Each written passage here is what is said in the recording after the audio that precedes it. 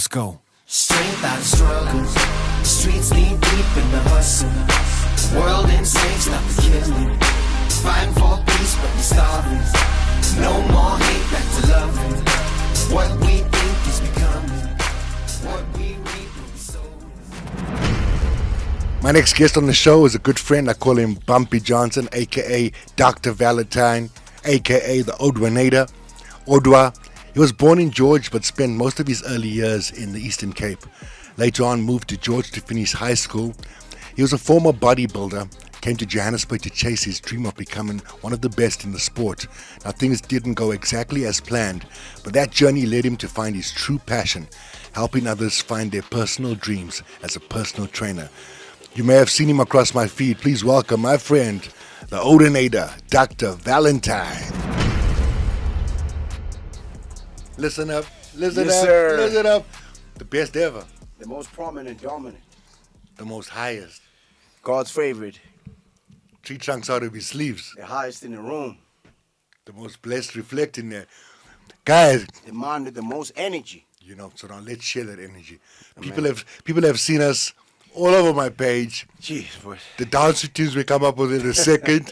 Get it, Pete. Okay, let's dance. The energy, people have requested that I get you on the show because every day at the gym we stirring things up, but good vibes, blessing everyone. Yeah, bro. Welcome to the show. It's good to have you, my Yeah, friend. man. It's an honor to be here. Blessings, King. Thank you for having me, brother. Yo, man. So straight up, let's go way back. Way back. Damn. Where you were born, family Yeah. life, growing up. What is that like for you? Yo. Like, I have so many stories. You know, when you're given this platform and a chance to share, you only gonna share the bits and pieces that you still remember. So I just want to make it all out there. Maybe I won't share everything, but whatever come across my mind right now for me to share, I'll lay it on the floor we just keep it for real. everybody else to hear. So I was born in George, Western Cape, And what a beautiful city, bro. 1991, brother. Yeah. I don't like telling my age, though. Your baby. Whoever's watching this gets to hear it for the first time. Yeah. Yeah. So yeah. How many family, how many children?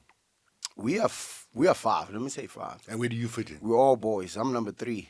You're middle like me. Yeah, brother. You see, it makes sense now. Hey, middle child syndrome. Bro, so, man, my father's a pastor. Okay. So him is the mother. So grew up in a Christian environment. Okay. Yeah. So I didn't have bedtime stories and everything else like how you would see other kids, whether it's in different environments. That Bible stories. You understand? So the only thing that I have was growing up the story of Abraham, the story of Isaac, the story of Jacob. Yeah. So my father would sit there on every day after work, sit there, just read the Bible, go through it. And whenever I would ask him questions, he would take his time and answer. There was no other form of communication I would have with my father except for Scripture. the Bible. Okay. Yeah.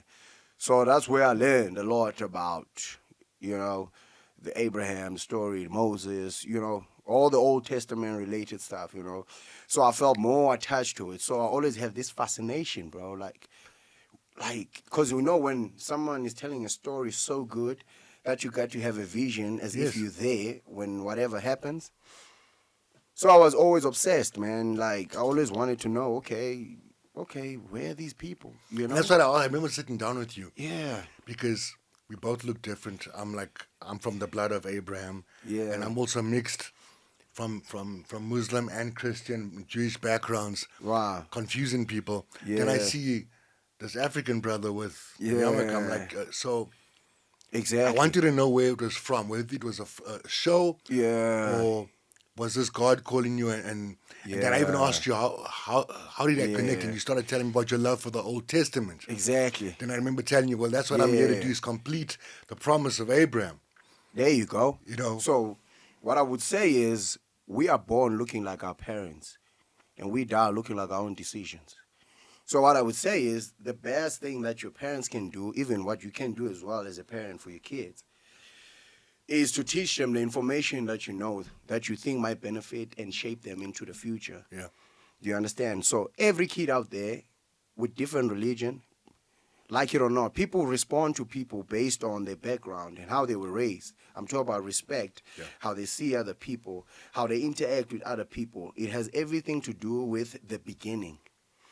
So my beginning had a lot of spirituality when it comes to the Old Testament and all these stories and verses that my fathers were sharing with me. Yeah.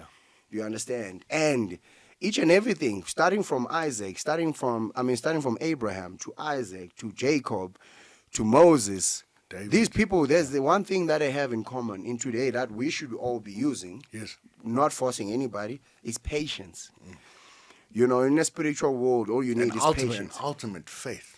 Ultimate faith, it comes with patience. Yeah. Like they had to wait.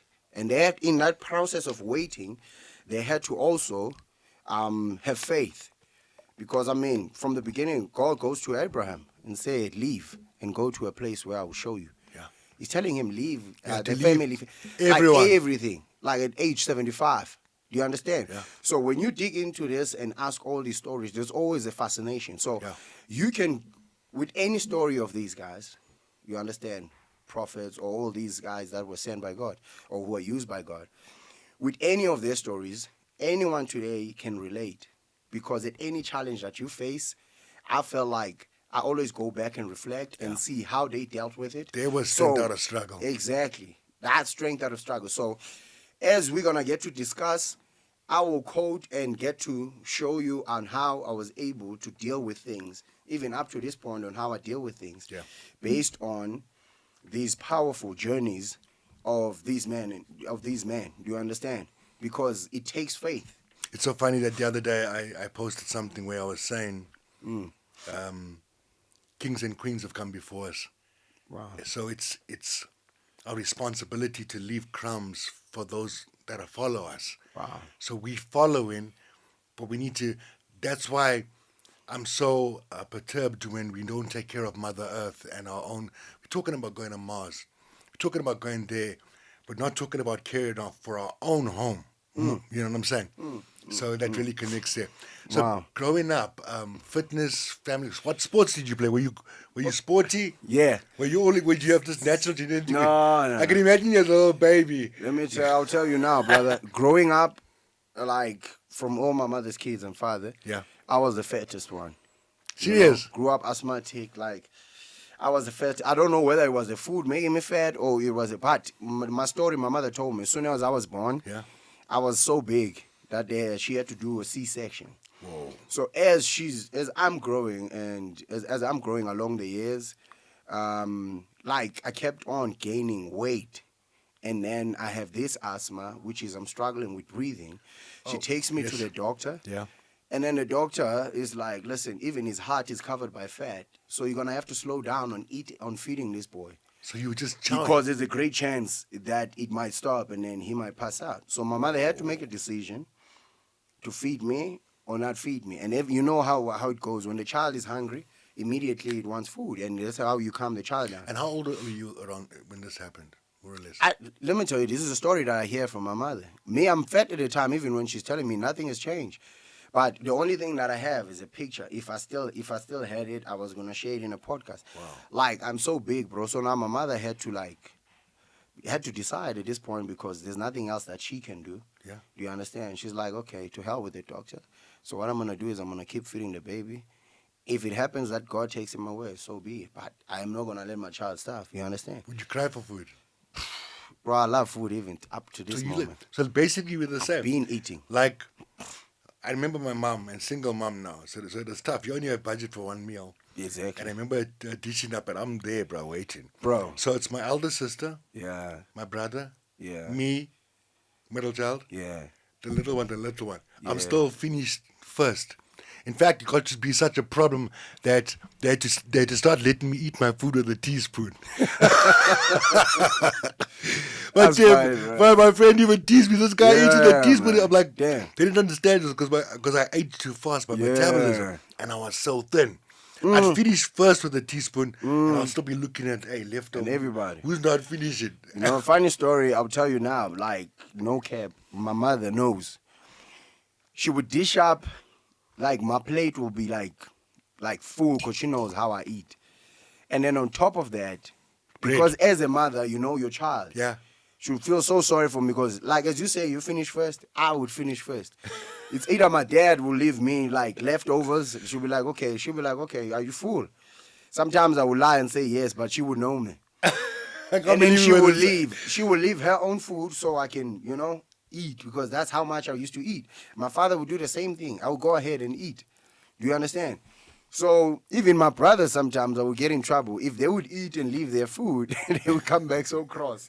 If they slept, they don't know who ate their food. Sometimes we're pointing each other's food. They don't take out. They don't take out. Yeah, exactly. So if you didn't finish your food at night, I was coming for it. I promise you. So I continued to gain weight. I felt like there was one moment in my life. Let me tell you how this What is journey. it? Tell me about what journey. But a journey Yes. on what made me to start training. Yeah. So me and my brothers, one of my brothers used to train with buckets of water, pull-ups in the toilet, and push-ups outside. He was looking in shape. Yeah. They're busy. It's him and my younger brother, right? The one that comes after me. They're doing push-ups at home. And everyone is laughing at me. I'm trying, bro. I couldn't even do one. Yo. Like, that broke me. I was like, listen, like, I made that decision. I had to do something. Then I started playing football. How old are you? Yeah. I really can't recall. Maybe I was around 13 or something. Like, I can't really recall, That's bro. a tough year as you're crossing over into Yeah. puberty. I'm telling you, like, it has been a problem. Like, I was like, I can't live like this. Let me start, training, because even my younger brother, he's way younger than me, and he can do push-ups. So it's crazy. Quick note. So you that fat kid that's always in your head, and I'm that kid that was always teased for being too thin. Yeah. My brother would be like, hey, check out ironing board. There used to be a name that used to call me Fat Cook. Fat Cook. Yeah. Like, Fat Cooks out there. Fat Cook Mahuta. My mother would even call me that, like, but she would be like teasing me as a child. You know how when a little baby is too fat, you have many names, fatty names for that baby. Up until today, like, now and then she would, but I would tell them, listen, now I'm old now, you can't be bringing up such words, So even back then, she would make those, but I was like, damn. You know what? It's true, actually. Wow. This is exactly how I am. Like, fat cook. Like, I was fat. Bro. Yeah. So you're 13 now. You're witnessing your brothers train. Yeah. My young brother and my older brother were also quite close. And I'm in the middle. So tell us, now you say you're going to football. Brother, I started playing football. But here's the thing I didn't know about myself today. Yeah. If I commit to something, then I'm all in. I didn't know it then. But I was like, listen, I'm going to play soccer every day. If there's no soccer games, what I'm going to do is on a weekend, I'll play like street football on a circle close to home. All of us. So I did that, bro. Like every day. My diet didn't change. Nothing changed about my food. You started playing more. I started playing more, which was a lot of cardio. I would show up, raining or not, I'm there in the field training. I wasn't the best player. But as you do this thing more, you get better and better. Then, in most of the times where in my peak, maybe at like 16 or like 15, 16, then I was starting to be this guy now that was known that plays soccer, score goals. And I find it out my father has a background of being good at soccer. I was so obsessed with it. Even my mother now had a problem because of each and every day after school, our responsibility is to make sure the house is clean. And if it's your turn to cook, because remember, my father doesn't have girls. It's only us boys. So my mother taught us how to cook. So everyone, we make turns. So before I leave for football, I must make sure the house is clean. If I'm the one cooking on that day, I must make sure I come back a bit quicker on football and then start cooking. You understand? So sometimes I would not do any of those things and run straight to football. You understand? Yeah. I would run straight so I didn't stop training till I got skinny. And I realized, man, in George, Western Cape, there isn't that so many opportunities of trials where you can play for bigger teams and stuff. So I realized that I was stuck there. How long did it take for you to lose the weight? I don't think it took too long, maybe a year or two. Yeah. But then I wasn't paying much attention on the weight. You're focusing on playing? I was focused on playing. I just wanted to play. Focusing on the joy. There was a point even in football field, they used to call me El Vovo Dirango. And that guy is a Kwaito singer. Yes. So every time I would score a goal, I would do those dances that he does. Dirango. Yeah. I would bang on all of my teammates. As soon as I score, they go in the corner. Then they dance with me, do the same dance over and over. So I accepted all the names. You understand that people called me, but I used that as motivation. I didn't sit down and dwell and cry, but I was like, listen, the fact that they call me this because of I look like the certain things that they trying to label me with. Yeah. But I couldn't sit down. You flipped the script. Flip the script. Now, let me tell you a story. What got me into weights. One guy kept on going to this gym, the actual gym, but still come to the soccer field. One day we're taking shirts off and we're about to play against another team. I'm seeing this guy is built different like any of us. I'm seeing ribs. Remember now at that time, I managed to lose weight and become skinny. Like I was skinny, you would swear I wasn't even fit. Yeah. And me and my brothers were singers. So my mother sings a lot. And then my brother sings and I would rap. Yes. You know, we would rap, we would do all those things and we'd go to these, competitions where people sing by locally. People loved us, bro. Yeah. I don't want to lie. It was good at the time. I don't know now. Now you got the skills. I heard you busted it. Do you understand? Yes. So I don't know if I can call the name nigga. I'm fascinated about the American lifestyle because now I've gained the confidence. Now I'm skinny.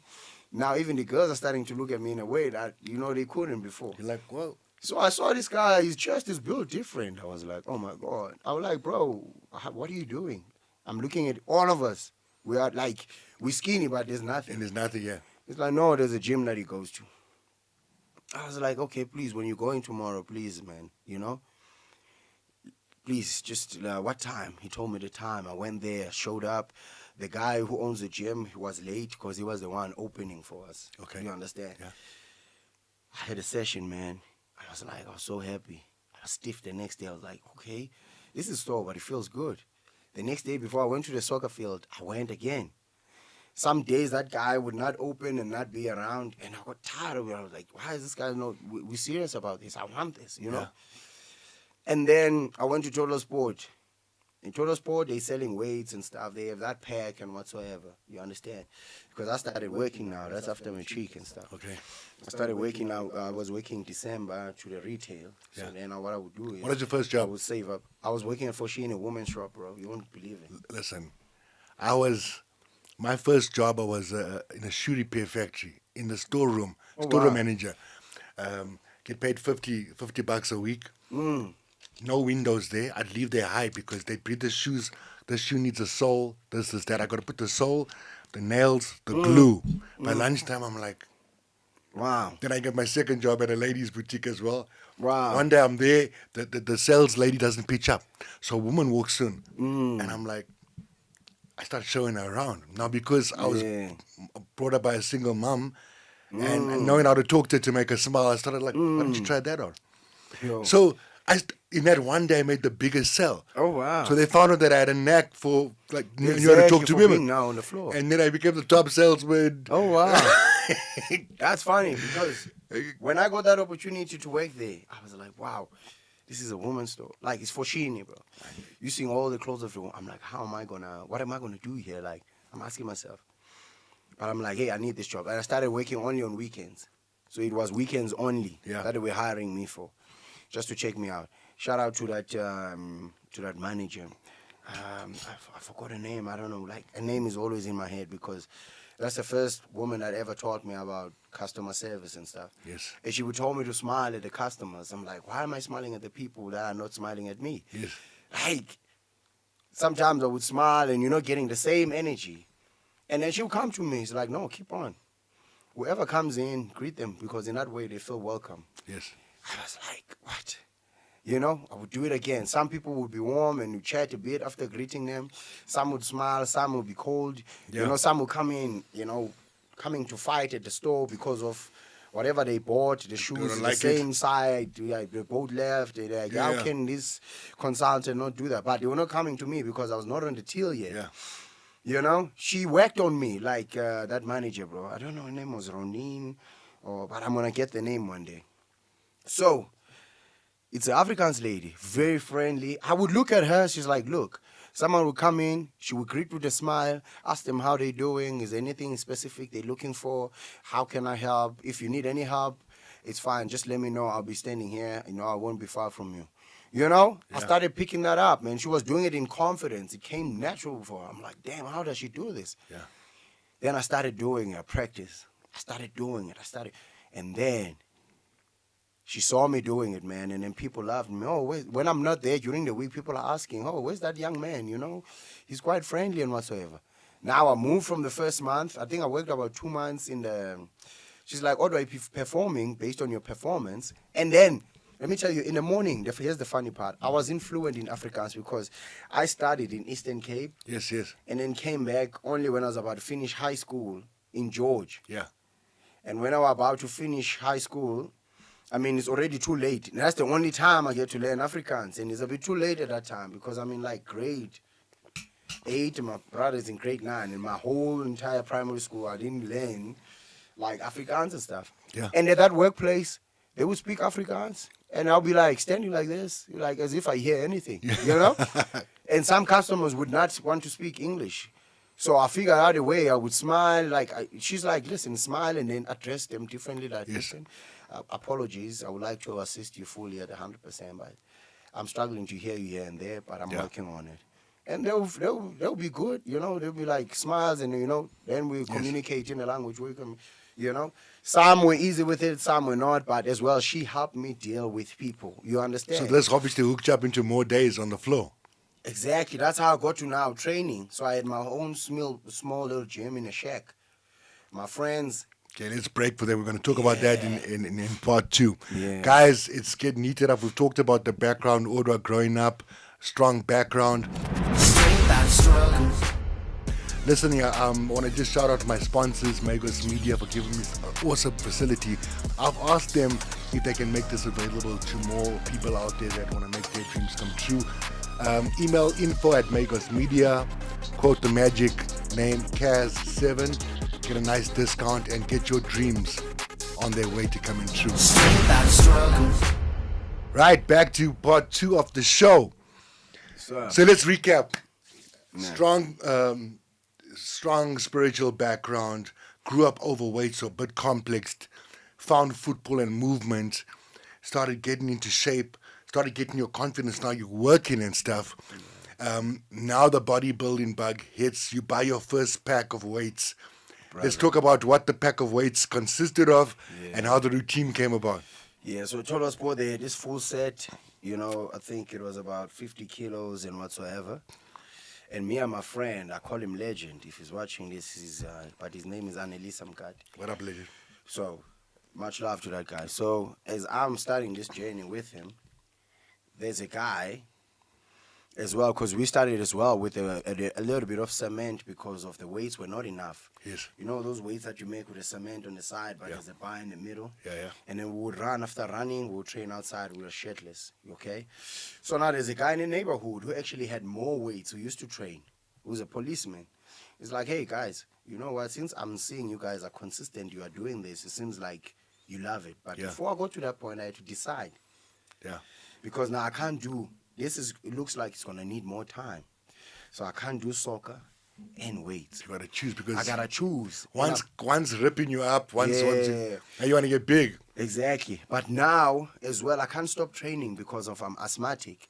Asthma needs you to open up the lungs and keep exercising and whatsoever. And that's what the doctors has told me, you know? So in my mind, it's like, listen, there's 2 different things right now that I'm trying to do. I already lose weight. So I know I'm going to gain, but let me turn that into fat, but by applying what? Muscle. Like we are using a lot of weights and all that stuff. So I chose weights. And I decided, okay, soccer's not going anywhere anyways. Let me go full on. Yeah. So that guy blessed us enough with more weights. And then I had that set. We put it together every day at a specific time. And where was the home gym set up? Home gym setup is in Tembalé too. But right next to, yeah. There was an empty house, an empty shack. Yeah. So we took the weights and we put there. I just can't remember the guy. Oh, okay. You just hijacked the shack. No, I had my friend. I had my friend, a Somalian guy at the time. Yeah. I mean, still a friend. A Somalian guy at the time who had a shop there, but now moved into a bigger space where like it's like a full-face brick shop and whatsoever. And then now we use that space where they used to have a shop. Yes. to put in our stuff. Okay. So the deal is we're all gonna train together every day, and we're gonna lock and leave the things there. Oh, cool. Yeah. Now it's official. So ever since, every day, people will look at us going in and out of there, making different sounds, laughing at each other, weights falling. They were like, yes, you guys are doing this every day. And what program were you following, by the way? Were you just freestyling, or We were freestyling did you at the find beginning. any routine? My brother, I Word, didn't know nothing any about no inspiration? routine. There were nothing about no routine. I'm gonna tell you about a guy now who gave me my first routine. So me and my friend would just train arms and chest and whatever. We ignored legs, bro. We didn't care about legs. No one had like. If we do legs, we're gonna skip like 2 months. So in all our minds, me and my friends, Abib and this guy, Annelisa, and our friends of ours, we would train for December every year. So we train the whole year so that we get to go to the beach December and walk around with a vest. Yes. You understand? We kept the consistency going, like non-stop every day. And then they would have this month called Ramadan. Then they would be fasting. Yes. But then later on, before they go and they finish their last prayer, or before they could eat, Yes. they would come in and train and go again. And kept, like, it was just all about training. You understand? And then we'll call some of our friends, father's friends, me and my other friend, because we're more now used to it. Yes. Give them our routine where we're killing everybody. Then the next day, they don't want to come back and laugh at them, because we wanted to prove to everybody that in that small little room, there's work there that's been done. Yeah, the work's been done. Yeah. So then, another guy called Neo Mpenges, that's one of the first heroes ever in bodybuilding, who introduced me into a documentary, Arnold Schwarzenegger's book, and then also a documentary of Kai Green. Kai Green, the guy who did bodybuilding, grew up without parents and whatever, and got himself to the An professional amazing level. artist and performer. Exactly. Whoa. So that guy came, Neo Mpenges came to watch us train, and he saw a lot of gaps. So what he did was, he was like, hey man, listen, this is how you should do it and whatsoever. He even take his own time, bro. I'm so grateful for that guy. He even take his own time to write a program.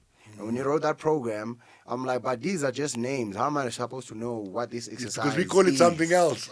You understand? To us, we're just doing exercises Yes. that would bump into. I didn't have phone at the time to go on YouTube Yeah. or any other platform. I'm not sure even YouTube was a thing back then. Yeah. So now, no, he showed me every exercise. This is how you do it. Fix your form, arch your back, this and that. You understand? And he would kill us. You understand? My friend kind of slowed down a bit. I kept on. Yeah. And he would kill me, tell me, listen, you're looking good and you need to be passionate about this thing. This is how you do legs. This is how you... Started He training killed legs me. now. So I started training legs. He killed me so bad, brother. You understand? But then he would disappear. He would come in and disappear. But then I knew now what routine I was following. Guys, Continue. this is what we're doing Monday. You understand? This is what we're doing. And then until I came back one day, they stolen the weights. No. My heart broke. Boom. I'm like, what am I going to do now? And I saw another guy riding a motorbike. I was like to him, yes, man, you know, they stole the weights and I need to train. I can't now, because now I'm in love with this thing, This you know? is my thing, yeah. I was like, okay, we're shutting this thing down. With the weights that I left, we're like, no, we're done. And then that guy taught me how to drive that motorbike. I learned it like in 5 minutes. Next day, I went to work with a motorbike, and there was a gym like in, I don't know whether it was Rosemore, the area, I just can't recall it, in George. There was a gym there, and I went to join that gym. So every time I would ride that motorbike to work. So you and just then hop on the motorbike and ride. hop on the motorbike, bro, and start riding. Not scared to crash. Nothing. Every time I would get tickets and whatsoever, but I kept on. To me, it was more about, I have to have time for weights. Now, that gym had more equipment. Yeah. Even my friend now, he had his own gym where he would go and take his time and teach me there how to train certain things. That guy would kill me now. There was a period in life where we were training consistently, like just me and him before everybody else comes. Yeah. He would kill me. The first 2 weeks, I remember he killed me and I was struggling with these things. Brother, I gained strength from that. Now, in the third week, I started killing him. Now it was payback all the time. Now I was enjoying this because now I'm killing the same guy. It's killing you. Do you understand? Yeah. So to me, that was a win. And then my body was shaped. Remember, asthma treatment as well is steroids. Yeah. So I think by the time I was taking prednisones for my chest, So the prednisone is supposed to like also they make you gain a bit. Open a bit. Yeah, as well. You gain weight from that. If you're sitting down doing nothing, you get fat from prednisone. Yes. So for me, when I was training, like I would shape up quickly and get big, bro. Like I promise you. People ask, what are you taking? I'm like, nothing yet. But now that I could think, actually, there was something I was taking, but I didn't know I was aware of it at this stage. So that was it. So I couldn't stop. So now, how old are you at this point? Now, at this point, I think now it's after matric. I think I'm around 20, 21. Yeah. 20, 21. Now, like, it's at that point where I'm like, okay, this is something that I love. And guess what? The best feeling is when I walk around, whether with a vest or anywhere, I gained so much confidence that I didn't have. That it didn't matter what someone else was calling me, how they felt about me. I just knew, like, I go in the gym and leave it all in the gym. Yeah. If I'm having a very bad day and challenges of life, which we're going to get to, I go in and let it all out. And I don't take it to anybody else but myself. Yeah. Because gym now became a safe space, very therapeutic. Yes. It was healing. Another thing is, only now they've proven like the benefits of gym, like all the endorphins it releases afterwards. Bro. Before we just hop out feeling good. Yeah. Now you know science is this exactly what gym exercise does for you. So you walk around the rest of the day feeling on top of the world. Brother. So now I'm working at these clothing stores. I'm like, ish. I don't think this is what I want. Now I'm driven by the story of Kai Green. I'm like, even this guy keeps telling me, man, you have so much potential, you know? So I'm thinking, there's my mother's family in Joburg. And Joburg is a city of gold. And there could be more opportunities than there is. Remember, I just quitted soccer. Now, I'm telling you now, I'm like, am I ready? Let's talk about the journey. Am I ready to leave my parents? But I think again, God said to Abraham, leave and go to a place where I'll show you. Yeah. And I saw this guy, Kai Green, who actually made it with no parent. I'm like, what's my excuse?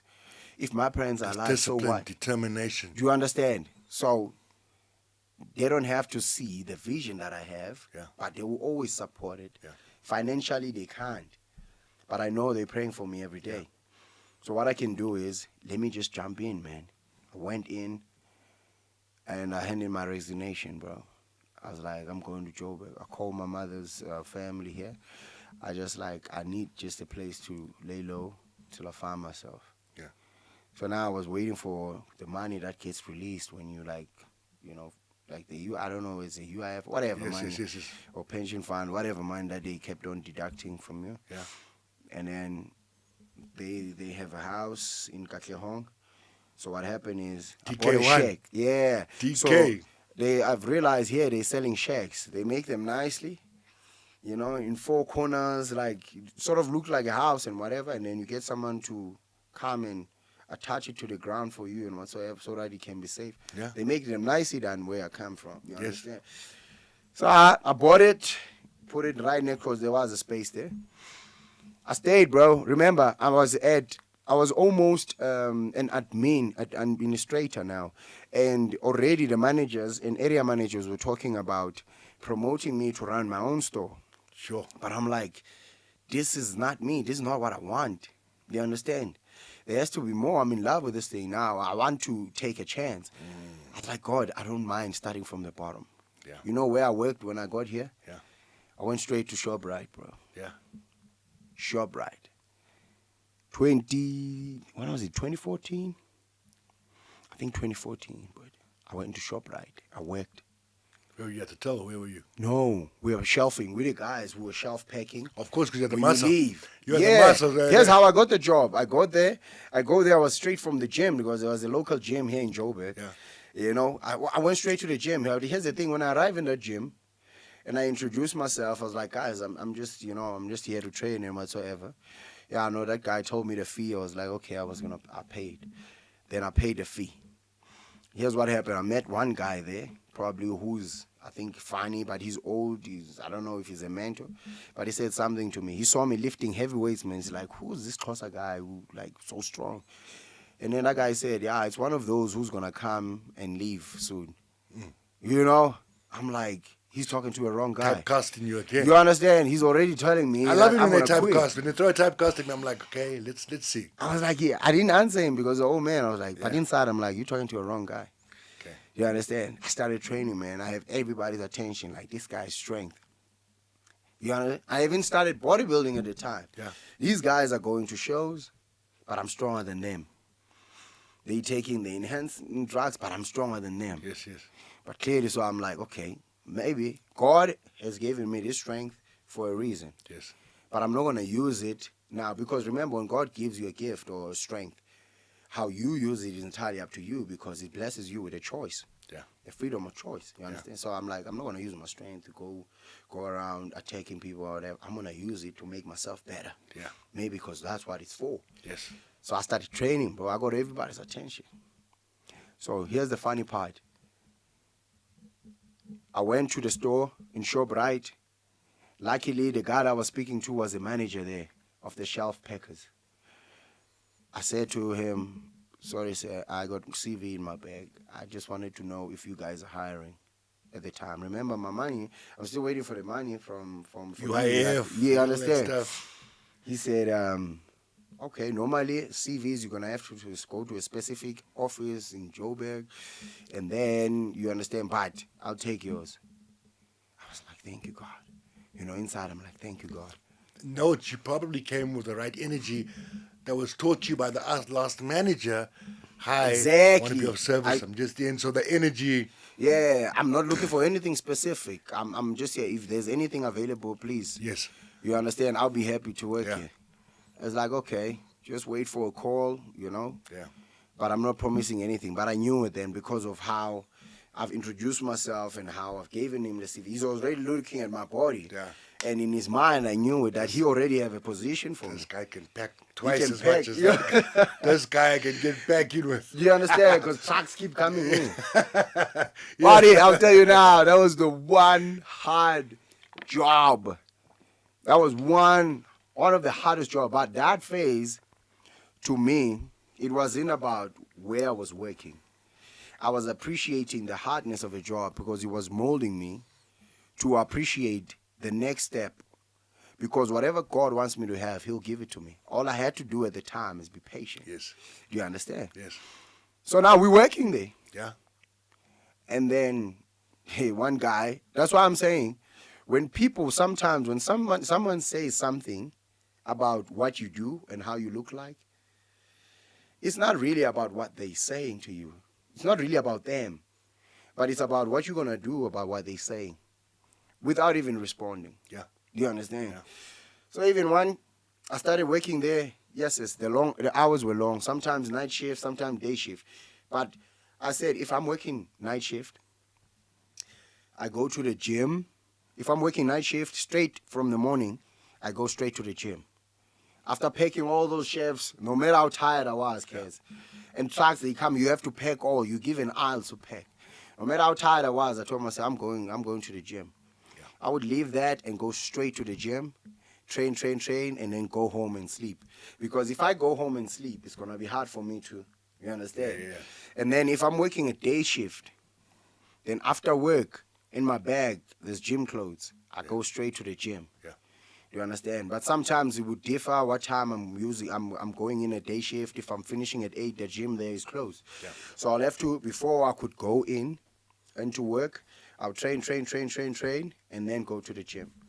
So, how long are you doing this before you decide I want to try and take a chance at this bodybuilding? at the bodybuilding. So these guys now, one of the guys that said that about me, I'm seeing them already going on stage. I'm like, when are you going on stage? I thought I was going to go and watch. Since I'm stronger than these guys, I might as well see how this thing works. Yeah. Because they're not bigger than me. They're not stronger than me. Yeah. But they just shredded. I was like, okay.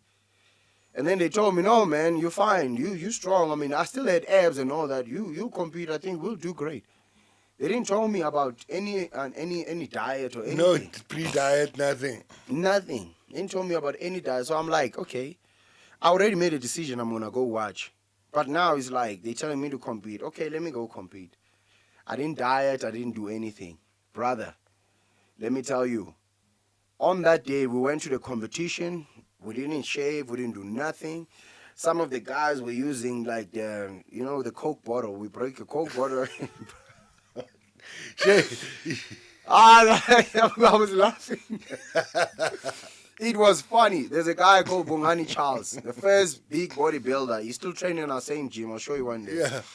The first time I ever see a guy looking like that on stage, I was like, what?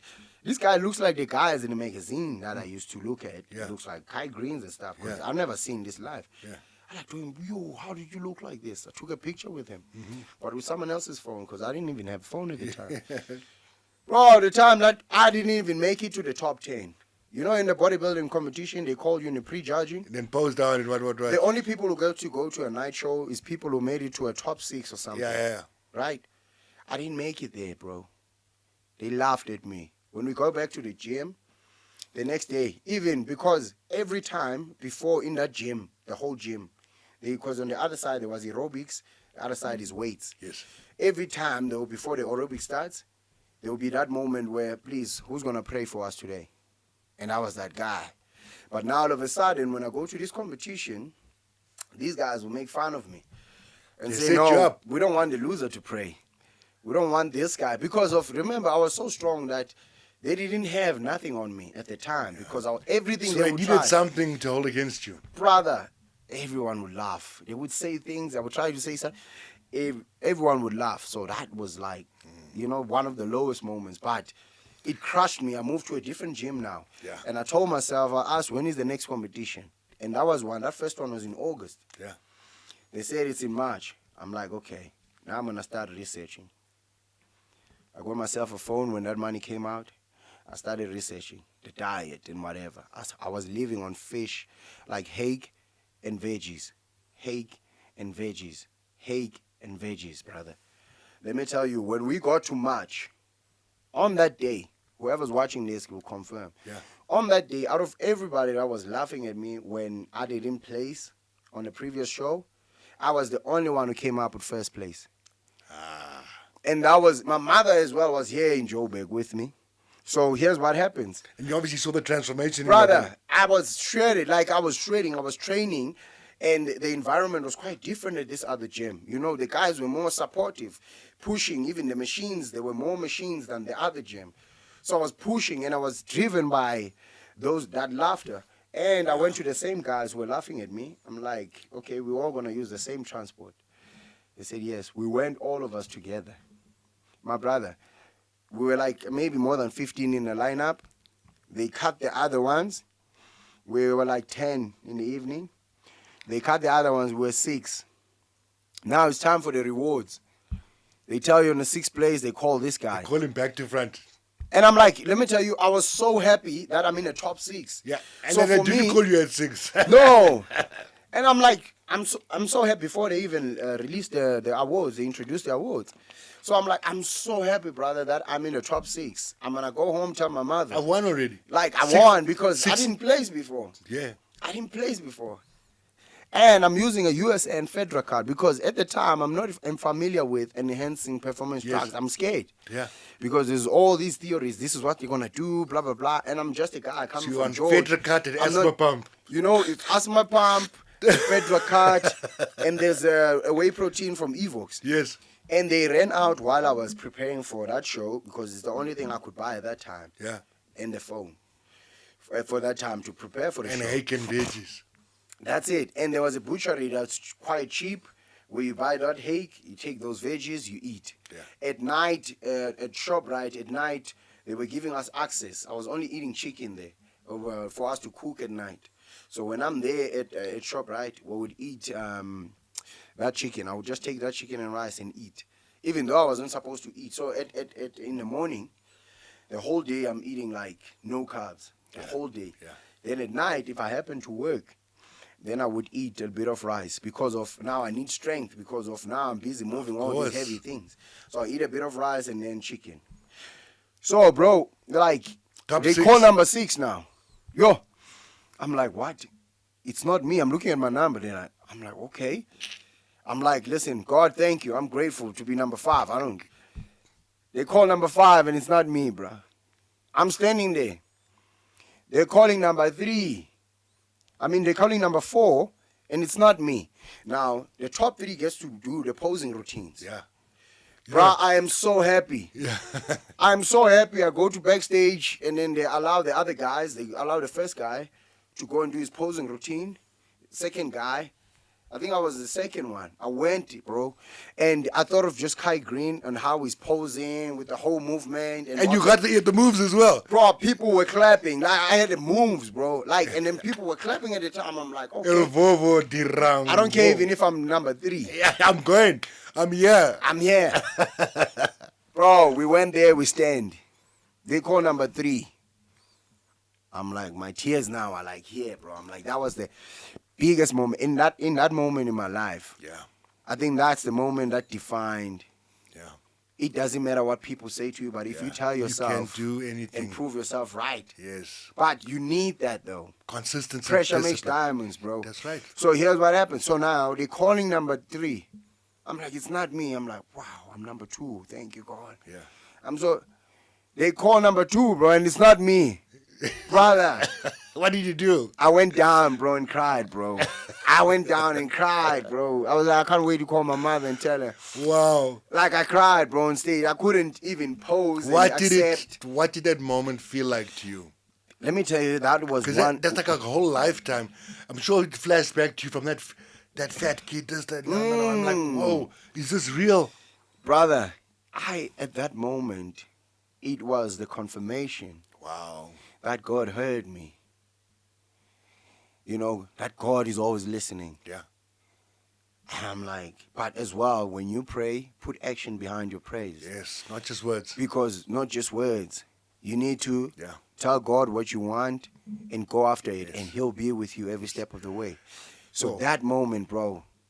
That is amazing, man. I'm going to pause you for a second before we go into the next section. Guys, exhilarating story so far. Just shows to you how discipline, commitment, and consistency can get you to where you want to be. We'll take a short break. We'll come back with the final part where we're going to talk about where Odwa is now, what he's doing to make a living, to change lives, to inspire, and what the future holds. Remember, I want to get you an opportunity to record at Magos Media. If you want to have your own podcast or use the studios, info@magosmedia.co.za, code word CAS7. Let's go. Yo. So let's do we're now in our closing. I mean, you've already answered a lot of questions. I can't even ask you about ups and downs. It's quite a roller coaster. So now, what happens from this point? Let's talk about that moment and how you got to being this top personal trainer, in great shape. You know what I'm saying? We're working at the top gym in Africa. We both know that. Yeah. So let's tell us the journey from there to here. Now, because we're here, and I'm going to have to fast forward now to all the listeners, because sometimes, like I said before, I will share the stories that are able to come across. Yeah. Maybe there's a lot of people that can touch and relate with them. Yeah. At these current stories. This is not the whole story. Yeah. It's just few chapters that are mixed up at this moment. Yeah. So, where I am right now, so from that moment, you win the competition. What are you thinking? Like, okay, so I'm going to take this for real? Or? Brother, I was like, at that moment, maybe I can be one of the best in this thing. Yeah. And I was like, let me just go full on. Let me ask around. And then I started being the guy that's being talked about. Yeah. There was a guy called Andrew Zuma who was traveling around the world. Yeah. And then I got prepared for the next show. And I also did great on that show. I think on that show I also won my division, working with this guy, Andrew Zuma. And then I got familiar with a lot of athletes, you know. And then let's fast forward, because now at this point I already made up my mind. This is something that I want to do. You want to become a trainer now? Exactly. No, like, I don't want to back in. There's a part where I left, because while I was working at ShopRite, I'm busy saving and doing the course at the time, because I knew that's not my destiny. I didn't leave George for that place, for me to be comfortable there. So I did my course. I still have the certificate, but now bodybuilding is in my mind. It's the only thing in my mind. I already moved and worked at a supplement store. Yes. Where I'm selling supplements now. My brains are expanding. This is how you use. This So is you're what you use for making this. it a lifestyle. I'm already in that lifestyle now, in a bodybuilding environment. Yeah. I'm training twice a day. I'm on YouTube because there's Wi-Fi there. Like, I'm watching everything. I'm going to apply it at the gym. And I'm doing different shows. And I went to work at Virgin. Then I trained at different gyms. And then I went to Virgin Active in Grayston. Okay. Because that felt like more bodybuilding. It felt like the environment was more warmer than the others. But I just needed a motivation to say, okay, I'm willing to risk working for someone than working for yourself, which is a lot of people out there who are also scared. If you used to working for a company being under, you know how much you're earning, you feel like you're comfortable there, like you're fine. Let's say you earn 20K and you're okay with that. Yeah. And it's hard now to leave that because that, you know, it's guaranteed. Comfort zone. To something like you're like, hey, what if this doesn't go right? Yeah. And then on my mind, I was like, I woke up one day with a quote, brother. Yeah. This is not some quote where I got from whatsoever. I don't know whether I got it from the higher power or not. But when I woke up, I wrote it down. I was like, trying is knowing. Yeah. I was like, and I even made the decision now of being a trainer. Yeah. Trying is knowing. Trying is knowing. Trying is knowing. I was like, wow. Trying is knowing. I handed in my resignation there. I went to Virgin, sent in my qualifications, and then also sending my resignation on this side. And I went for the meeting at Virgin. Yeah. And I started working. And the first month already I could see, oh, wow.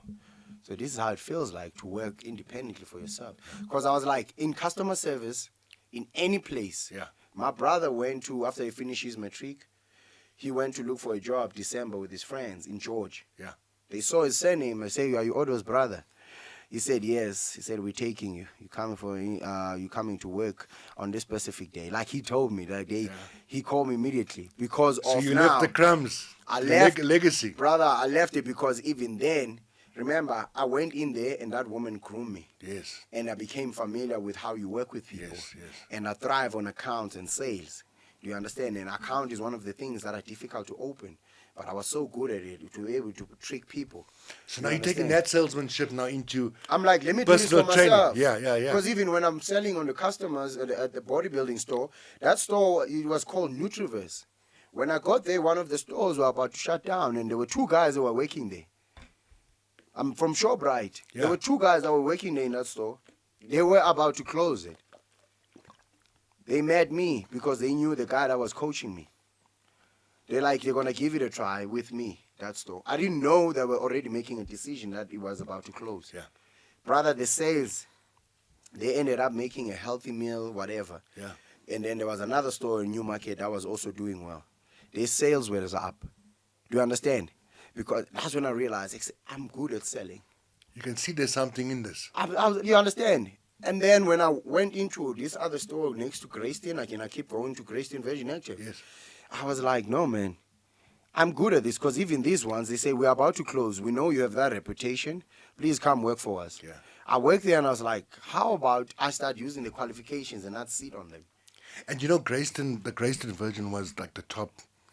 It was one of the first elite top gyms. Yeah. So you were like throwing yourself in the pool. Bro, there's legends there. Top There's people 10. who are Bible was there.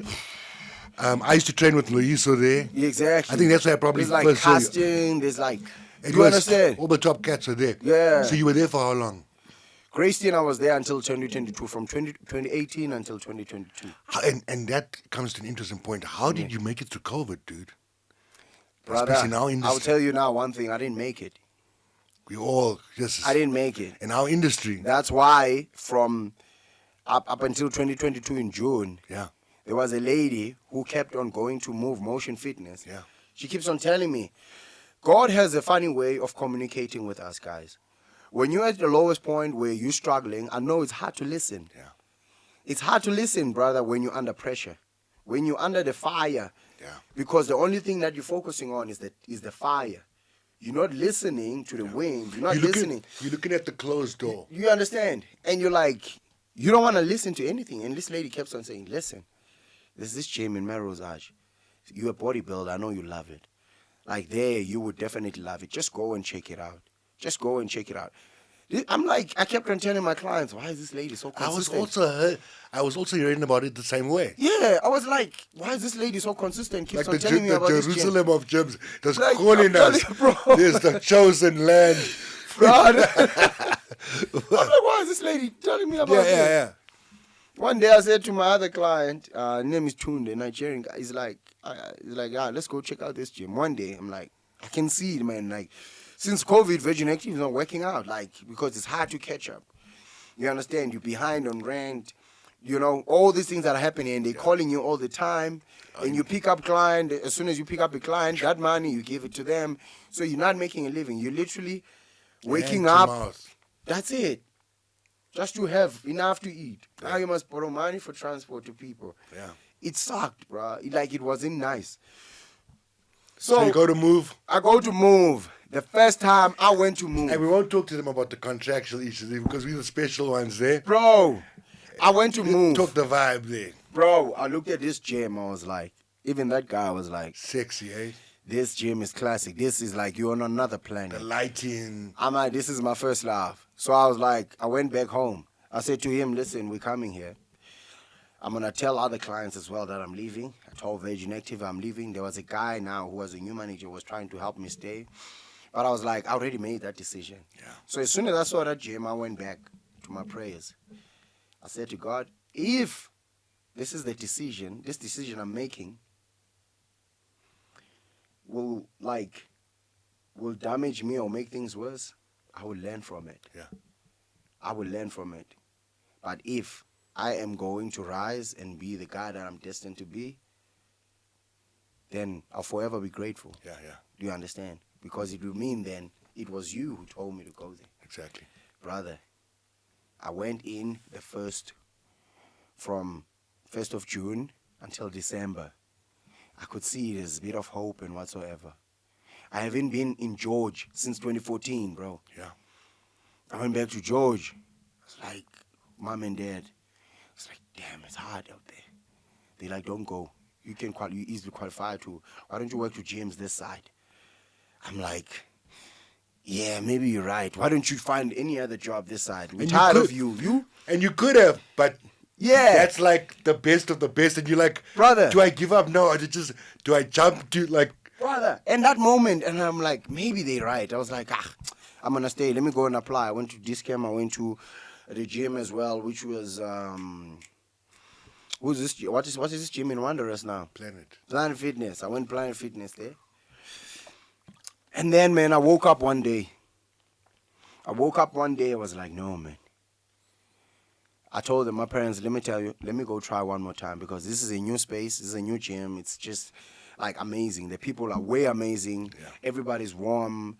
People are so like, they doing exactly what I'm doing. A lot of people are in shape. Yeah. And I feel like there is a connection, but I didn't give it enough time. Yeah. Let me try one more time. If it doesn't work out from January until June, then I'm coming back home. Yeah. You know? They're like, yes, okay. But I'm thinking now, I don't have money to come back, bro. Yeah. I don't know if I should mention this guy, but I'll just only mention his name. Yeah. I can't mention his surname. Yeah. I'm sure you know him. Malcolm, bro. Melly Mel. The Grandmaster. I'll forever be grateful for that guy. Grandmaster. I'm telling you, he calls you that after. Malcolm saved my life, bro. Shout out to that guy, I promise you. At that moment, because now I need to come back to Joburg. I'm like, I need money for ticket, brother, to come back. Yeah. And so, I'll sort you out. That guy didn't ask why, what happened. He said, how much? His first reply, he was, how much? So I'm like, okay, let me say the amount of me getting here and paying the rent where I stay. Yes. I said it. He sent it to me. I was like, damn. Grandmaster, Melly Mel. I told my parents, I was like, I'm sorted. I'm leaving tomorrow. Yeah. They're like, what? I was like, I don't know. It's God, man. Like, it's like, this is, bro. Try some other thing. Trying is knowing. Brother, came in. I started working. By March, I was sending money home. By April, I was sending more money at home. I was like, my parents, I was like, maybe I'm going to come back December if this doesn't work out. Kept on thriving. One of the things that my parents did for me, they prayed for me. One of the things that my father worked on me. You understand? When you get blessings, even from your parents, nothing can stop you, brother. Yeah. Because that's the man that I didn't have a relationship that was tight that much.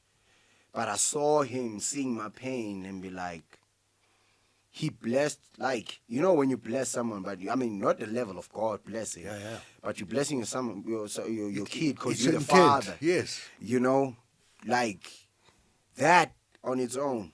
Yeah. My mother, when I'm hugging and leaving, dropping those tears. Yeah. I was like, I dropped my tears too, bro. I'm like, but You know, I have you to go out there represent and fight now. You're representing your whole lineage. Brother, I was like, now, okay, it's time to go. So, look, I'm telling you, bro. I know the story can go on and Story on. If we could talk about your darkest moment and how you got through it, what was that thing you held on to? It all seems like we can pretty much see. Yeah. What is the darkest moment throughout that journey? There's many dark moments in my life, brother, that I can tell you about. And one of the darkest moments is before I could leave and go home. In that December, I tried working in a club as well as a bouncer. So I would work as a trainer and go in the evening, as soon as I knock off, as a trainer because I didn't have much clients. That first 6 months it moved. I would run back to a club and bounce and go to like VVIP section, stand there. That was the one thing that killed me. Because there's these guys who are bowling money and whatsoever, you understand. So I'm welcoming everybody. Everybody's good. I'm that guy now they're using there to intentionally, like, resolve issues. And the people, as soon as they see my body, like, kind of come down and I tell them, listen, it doesn't have to go this way. Yeah. There's a better way we can handle But this. you're not there for violent intent. I'm not there for violence. You're trying to make your coin. Exactly. I'm there to make money and that's it. You get a bit of They get kids. drunk and they causing cock. You understand? So Excuse my now... language. Yeah. So now I'm there, like, so that's the lowest moment in my life now. So there's this guy. He seems like, hey, man, you're a big guy, man. Like, tell me, what do you want to do? I'm like, hey, man, I also dreamt about, having my own security company and stuff. He's like, actually, that's what I do, And we work with some few ministers here and there, you understand. He showed me with a picture with one of the former presidents. Yeah. He's like, yeah, I know. I was also, working my company. I was also, escorting this guy, this and that. So since I see him with that, I was like, boom. I'm like, man, is there any way, any route that you can teach me so that I can go about the right way of opening all these channels for myself? Because I also want to grow. Yeah. Definitely, I appreciate the opportunity I have in this club, but I also want to, you understand, because daytime, I'm a trainer. He's like, you know what time are you finishing? I'm like, the club closes at 3. It's like, I'll be waiting outside. We're gonna go take you through the paperwork and open and show you things on how this thing is gonna go so that you can make money of your own. Yeah. Bro, I'm like, look at God. I'm like, inside, look at God. Boom, we finish. I wanna speed up the story. That was the darkest moment in my life. I finished the club. I see there was girls that were standing like he was buying alcohol for, standing next to the car, and the car has those lights. Those, the security company, those lights like Metro. Whenever they taking someone, escorting someone where cars have to like... Yeah.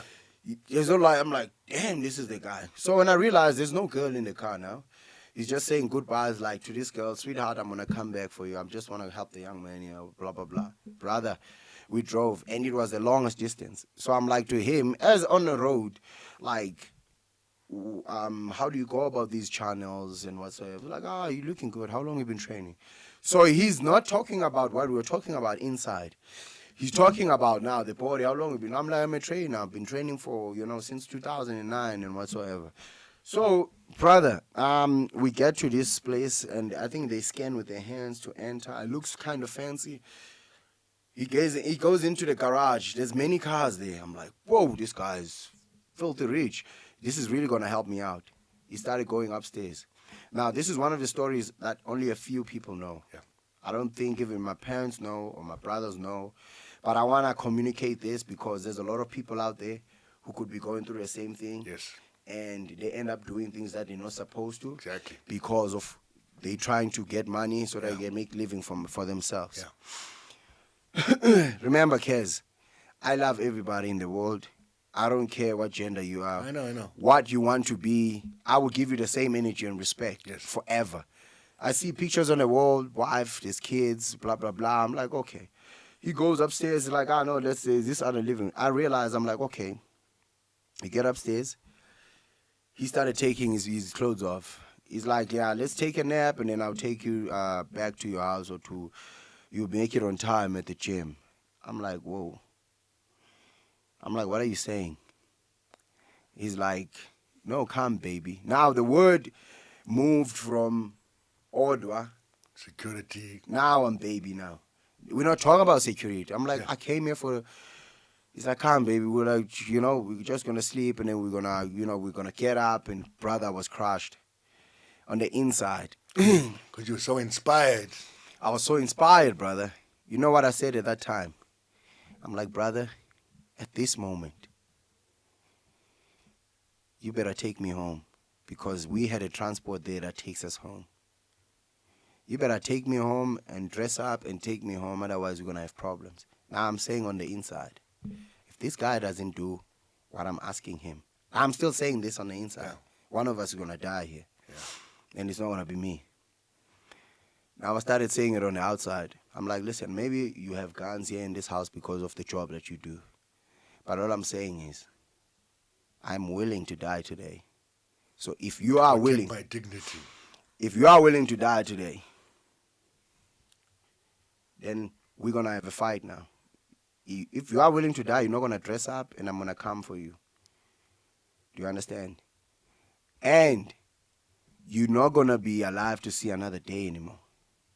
I don't care about, they're going to come and arrest me or do anything. Yeah. At that time, I'm shaking, I'm crushed, I'm ready, Kels. I'm ready to take a life. And what's he? Immediately, he dresses up. He apologizes. I'm like, you wasted my time. I don't have a problem with how you are. If this is something that you wanted, I could have communicated with you from the very first time. Straight up. You see how I deal with people in the club, friendly and all that, because it's the type of person that I am. Wow. You don't take advantage of that. Offered money. He offered money. He offered, like, we're going to go out to this place. I'm like, listen, you can offer me the whole world if I care. The whole entire world. You can offer me anything. But you're not going to change who I am. I don't go around asking, you see the way that you are? Yeah. I'm not going to try to change that. That is you. Now, this is how I am. And I'm saying, no, don't try to change me. I don't have a problem with anybody. You can identify as anything. Yeah. But don't let your desires affect me and my beliefs. Yeah. You can't buy me. So at that time, he's offering, I'm telling you, you're talking about cars, talking about money, you're talking about apartments. You know where I'm staying at the time? In Alexandra. So like, take me home, you say another word, one of us is dying. Yeah. And now as he's driving, he was saying these things. You see this car that you're driving now? One of us is going to die in it, or we're both dying in it. Yeah. I promise you. So that moment wow, was the darkest moment in my life. And it kind of reminds me of... It crushed me. A brother of mine, you may know him. He was baptized, and then he went into the wilderness for 40 days, and he was tempted by the dark Lord. I'll offer you the world. My brother. You know, Yeshua has offered the world. My brother. I'll give you this, I'll give you that. It's almost like you had that moment. Brother. Where, in a way, God was testing you. Brother. I knew it. I went home. That was the longest time I've ever cried. Wow. When I went home, I didn't even go to work, Kez. Well, Kez, let me tell you this. I'm not against anybody. Yeah. I went home and I cried, Kez. When I tell you I didn't tell anybody about this. Like, I cried. Maybe there's one or two people know. Like, I cried. My tears, I cried. I'm like, God, if you don't need to do this, you don't have to test me. I know who I am. Yeah. And if this was a test, yeah, I'm telling him, listen, the first thing that I appreciate is living. Yeah. The most underrated blessing is leaving your house and making it back home again. And just breathing. And that's enough. I don't need all of that other stuff, bro. Yeah. I'm telling you, like I cried. Yeah. Like I cried. And it was bad. I hate to say it, but I've been in the same situation. But I also believe, and that's why the strength out of struggle, why we, you know, A lot of men out there, young boys, don't have role models. Some of us grew up without fathers. Guys don't know how to act, how to behave. They lose their way, so they hide. You We're here to understand? show our vulnerability, so each one teach one. That someone out there can gain strength from this and be enlightened and go on to living their best life. We only got a couple of minutes left. Yeah. And it goes to show you that you can't judge anyone. You don't know what... Everyone's got a story. Now, before we go, you got a beautiful young son. Beautiful things are ahead of you. Amen. What are you looking forward to in the future for you in your personal and your professional life? In the future, I want to give everyone, like, the only thing that I'm looking forward to each and every day, not just 10 years from now and whatever, is to give everybody their flowers while they could smell them. Yeah. Is to tell people out there, don't let life change your name. Is to share the energy, and is to compliment people, is to uplift them, is to make people the better version of themselves. So we are blessed enough to be in this work environment that allows us and give us a platform to do that. Yeah. I'm there like to just encourage everybody, not just the ones that I'm training, even the ones that don't even. There's a lot of majority of people I talk to. We I don't encourage even know their everyone. names. I mean, Yeah, you. the majority of the people we don't know their names. But we got a name for them. We're like, wow, you're doing great. Hey, champ. Keep going. You understand? I see you've been coming up consistently. Yeah. I see. You understand? The world, let me tell you, the world is already hard on us, guys. I know. The least that we can do is uplift each other, make each other strong. Because like it or not, each person is a part of you. Thank you. Everyone is your mirror. The person that you even hating the most, even irritated by, Thank is you. reflecting a part of you. Thank you. So once you acknowledge that, Let's get in this and let's be a team. And in closing, sir, Yes, sir. what is a fit life to you? A fit life is a life full of commitment. Because commitment has nothing to do with your feelings. You do what you have to because you're supposed to. Yeah. A fit life to me is consistent. It's consistency. It's the effort. It's the belief of knowing that I can do this. Yeah. It's a belief of trying. That's why I say trying is knowing. Trying is knowing. Do you understand? Because there's nothing in this life that you'll ever try. You ever know without trying. Yeah. So, at your lowest of your lowest, don't let life change your name. Keep trying. In the moment where you're lazy, forget about your feelings. Just remember why you're doing something. And at that moment, at your lowest, remember to uplift someone because you don't know what they're going through. And never judge their happiness based on what other people have. Because people can have everything, doesn't mean they're happy. You don't know what it took for that person to get there. I always say, Congratulate them. I'm jealous of no one. I'm like, you got Yeah. your, I'm glad for you. I'd rather Yeah. have mine because if you had what that person has, would you be able to deal with what that person's He's gone dealing through with. and is dealing with, you know? Because if you want to be that person, you better take their problems too. Take the shadows too. Do you understand? So, all I want to spread out there is love. All I want to spread out there is that good energy of us being okay with around each other without hurting each other. We're just loving each other. I want everybody to start learning how to dance, how to speak, those who lack confidence of That's speaking. why we do what we do. That's why we do what we do. I want someone, like, some people, they're so shy, it's even hard for them to speak. Yeah. But we have the ability to unlock that. To bring out, next to do the handshakes. And let me tell you this now. In closing, Yes, sir. all due respect to everybody out there, let me tell you, there's a lot of people that I didn't mention. Yes. There's a lot of families that I didn't mention. There's a lot of people because now, after my darkest moments, It takes a village. guys, there's a lot of people because my story, there's a lot into it. I can't, it goes according We to have to get steps, and you we're for- dealing with time. Yeah. So I want to thank everybody that knows me, and everybody that doesn't know me, and everybody that has been supporting me and my business, and everybody who's sharing nothing but love, and everybody who's been doing nothing but being consistent at showing up at my business, paying me because I'm able now to put food on the table. So for everybody that I'm training out there, for everybody that has played a role into my life, I'm talking about the Ravens, Andrea, you know who you are. Like, I'm talking about Warren. I'm talking about all my clients, bro. And everybody, everybody that have met in Joburg into this journey to get me to this point. If I didn't mention your name, please do not feel bad. I am grateful, and I wouldn't be Odwa and stand at this point and say God is great without you. Because God sent you into my life for a reason. So thank you. Thank you, and thank you. I really appreciate it. It doesn't matter how much I was getting from whoever. I am forever grateful for everybody that's around me, because they've done nothing. They didn't just put money on my bank account. What they did was they shared a lot of things to keep me motivated and keep going, because I cannot be better alone. Yeah. So I'm forever grateful for you, brother, because each and every day when I see you, you're a man that's consistent at smiling and sharing that positive energy. You're willing to dance anytime. Like, you're willing to sing anytime. You sing along. You're willing to do anything anytime to uplift anybody out there. So there's a lot of moments where I was at my lowest and you lifted me up. Yeah. So I'm standing in front of you now. I'm saying thank you.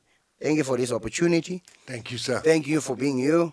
Most importantly, I don't know, for everything that I can't mention right I think now. we can't leave it on a higher note. I was going to say That's that. it. I was about to say I'm giving you your flowers, but this is amazing. But ultimately, I think we both know we are in service to the one true creator of all. Amen. And people look at us confused. How come Amen. Africa, and Amen. the point is, God is real, guys. Amen. God is love.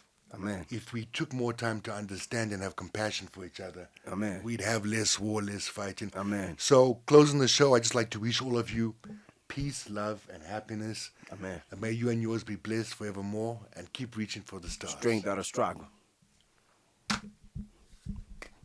And we out. Strength out of struggle.